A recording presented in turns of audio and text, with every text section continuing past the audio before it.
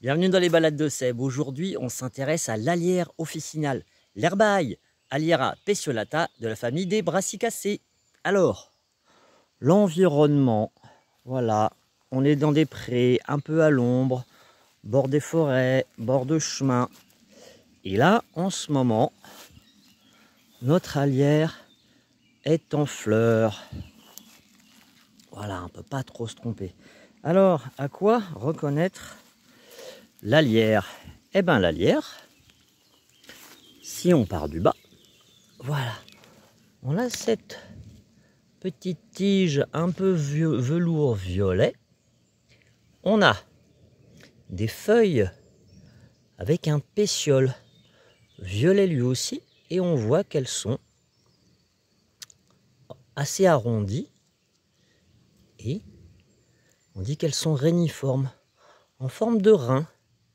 Voilà, et plus on va monter, plus les feuilles vont perdre leur pétiole, c'est-à-dire le pétiole va se raccourcir, et on va avoir des feuilles qui, au contraire d'être arrondies, comme celle du bas, elles vont être beaucoup plus pointues. La tige, elle, est bien rigide, presque ronde. Et plus on monte, on va voir les fleurs apparaître. Et là, qu'est-ce qu'on voit?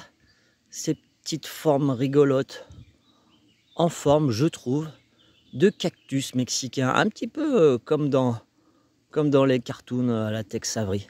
Et ben, qu'est-ce que c'est que ça? Ce sont des fruits qu'on appelle les psylliques. Et à l'intérieur, évidemment, comme c'est des fruits, ça va contenir des graines. Ça va contenir des graines noires.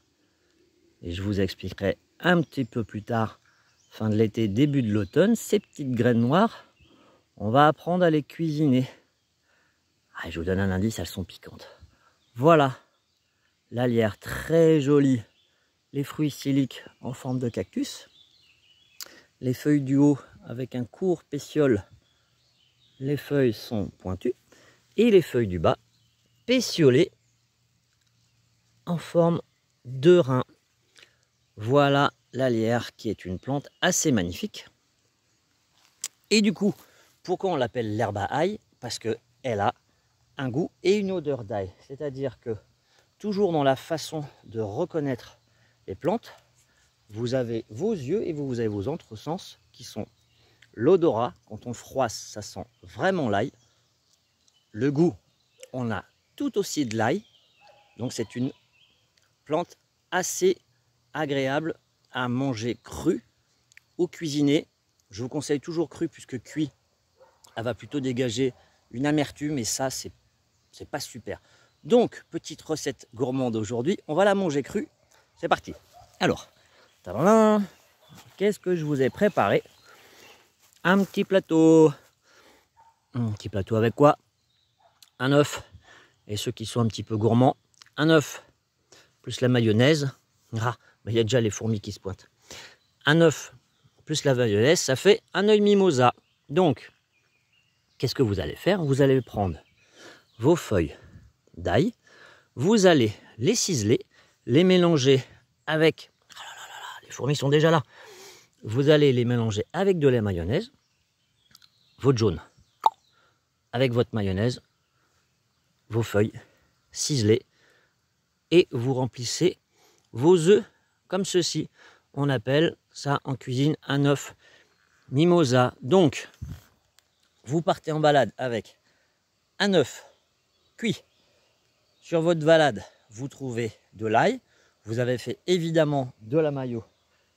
Vous transportez tout ça. Vous cuisinez. C'est toujours super agréable de partir en balade et de pouvoir faire sa propre cuisine sur place. Donc, un œuf fermier, hein, c'est bien si vous avez des poules. Allez voir votre fermier. Voilà. Toujours la dégustation.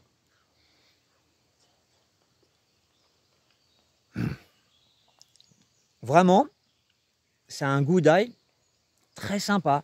C'est une feuille, mais c'est de l'ail. Est-ce que c'est bon? Bon appétit, bonne balade.